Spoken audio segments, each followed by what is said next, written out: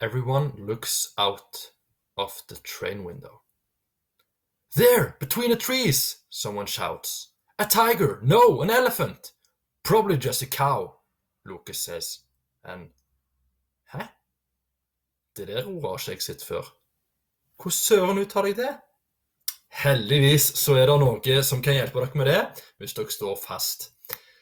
Jeg gjør rett og slett sånn, jeg merker ordet sånn, jeg sjekker at programmet Clarify I gang her oppe til høyre, det grønne symbolet oppe til høyre.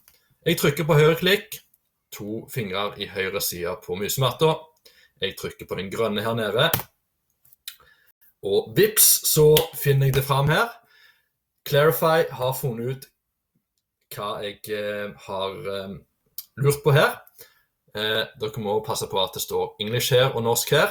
Men nær forbi da, så står det altså lyd for hvordan dere uttaler ordet, hvordan dere sier ordet altså på engelsk, og forklaringen av ordet her. Og som dere ser, dette betyr å gjespe. Og for å høre på hvordan lyden blir lagt. Jon. Der var det. Ok, sånn bruker dere altså det geniale programmet Clarify som I ordlista på norsk, på engelsk og på alle andre språk.